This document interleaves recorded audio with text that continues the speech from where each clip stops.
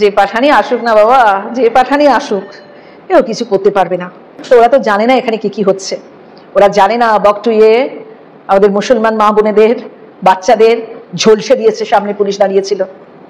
ওরা জানে না সন্দেশখালীর মেয়েদের 11 বছর ধরে কিভাবে নির্যাতন করেছে, কিভাবে তাদের প্রপার্টি কেড়ে নেওয়া হয়েছে, জমি সম্পত্তি। শুধু এই নয়, কিভাবে আমাদের এই রাজ্যে বোমা বিস্ফোরক ভর্তি সন্ত্রাসবাদী তৈরি হয়েছে। ওরা জানে না রোহিঙ্গাদের এইখানে নিয়ে এসে ভোট ব্যাংক তৈরি করবার জন্য কিভাবে সন্ত্রাস চালানো হয়েছে, আমাদের সোনার বাংলাটা নষ্ট করেছে। ওরা জানে না পাঠানরা। ওরা যদি জানতো না তাহলে আসতো না, লড়তেও না হয়তো। ডায়মন্ড হারবার ছাড়া আরো 8টি বিশেষ লোকসভা কেন্দ্রে বিশেষ নজর অভিষেক বন্দ্যোপাধ্যায়। কিসের নজর? বিশেষ নজর। কিসের নজর নেবে? ওই লোকসভা কনস্টিটিউয়েন্সি গুলো নেবে, আর পার্লামেন্টারি কনস্টিটিউয়েন্সি গুলো ওরা নেবে। গরু চুরি করেছে, বালি চুরি করেছে, শিক্ষা চুরি করেছে, স্বাস্থ্য চুরি করেছে, আবাসন চুরি করেছে, জব কার্ড চুরি করেছে, মেয়েদের ইজ্জত চুরি করেছে, সব চুরি করেছে। এসে বলুক যে হ্যাঁ আমরা অন্যায় করেছি। হয়তো অত মারধর খাবে না, কিন্তু হাত জোর করে বলুক যে আমরা এই অন্যায়টা করেছি। আর মিথ্যে কথা বলাটা বন্ধ করুন। আমাদের মোদি দাদার সমস্ত প্রকল্পগুলো নিজের নামে চালাবেন না। তলব করবেই তো। আর লিপস্টিকের জন্য দেশ বেচে, নির্লজ্জ নির্লজ্জ নির্লজ্জ। আমার মনে হয় তৃণমূল না মানে যখন যাবে তখন এই মানুষগুলো আর সমাজে টিকতে পারবে না, কারণ এই মানুষগুলোর উপর এত ঘেন্না, এত বিদ্বেষ, তাদের এই অসম্ভব ইম্পার্টিনেন্সের জন্য এত কাণ্ড, ওদেরকে টিকতে দেবে না, ওদেরকে টিকতে দেবে না সমাজে। এবং এটাই ওরা করছে। যেমন নুসরাত মুখ দেখাতে পারছে না, এবং আমি নিশ্চিতভাবে জানি নুসরাতকে যেতে দেওয়া হয়নি সেখানে, এবং সে যে 5 কোটি টাকা করে পেত সেগুলো কি করেছে সেগুলো কিছু জানে না। তাই এদেরকে তো ব্যবহার করা হচ্ছে, এবং কুণাল ঘোষকেও ব্যবহার করা হচ্ছে। কুণাল ঘোষ নিজেও জানে সেটা ব্যবহার করা হচ্ছে। যতক্ষণ না আমি বুঝতে পেরেছি, লোকে যতক্ষণ না আপনাদের ওই আগে হতো না মাথায় ঘোল ঢেলে তারপরে গাধার পিছনে উল্টো করে বসাতো, যতক্ষণ এই কাণ্ডটি অবধি নিয়ে যাবে আপনাদের সুপ্রিমো, আপনারা ছাড়বেন না কটু কথা বলতে। সরকারি প্রকল্প করতে গেলে কি তৃণমূল করতে হবে?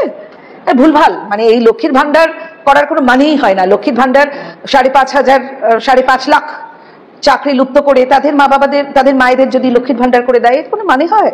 মানুষ তো বুঝতে পেরেছে, মানুষ বুঝতে শিখেছে। এমনকি মুসলমান ভাইরাও বুঝতে শিখেছে। মুসলমান ভাইরা তো তাড়িয়ে দিয়েছে ওই মাথায় এই পড়ে। আমিও গেছিলাম, আমাদের মুসলমান যারা বন্ধু বান্ধব রোটারিয়ানস আছেন, অনেকে আছেন, তারা ইফতার পার্টিতে ডেকেছিল। কই আমাদের মাথায় তো ওইসব নিয়ে যায়নি। কই আমাদের তো মাথায় আর হাতটা এরকম করে জুন তুমি কি এসব কি করছো? হাত জোর করলেই তো হয়। ওদের মধ্যে এমনি করার দরকারটা কি? লোকে বলছে নাটক, তা আমরা তো এমনিতে অভিনয় করি। তা আমরা যদি বাইরে অভিনয় করি সেটা খারাপ লাগবে না? সায়নী ও নাকি বলছে এই দেখো এই দেখো দিদি করে দিয়েছে, দিদি করে দিয়েছে, এগুলো দিদি করেছে। মানে এত চূড়ান্ত অসভ্যতামি হচ্ছে।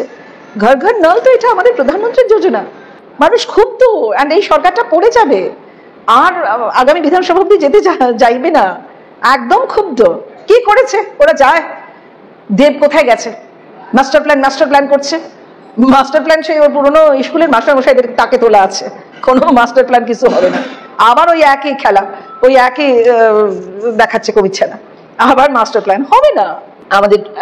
আমাদের ট্রেড থেকে যারা তৃণমূলের ওখানে ক্যান্ডিডেটের জন্য যারা গেছে, তারা কি কথা বলছে? মানুষ কি ভাবছে? ড্রেস সার্কেলটা ফাঁকা, ব্যালকানিটা ফাঁকা।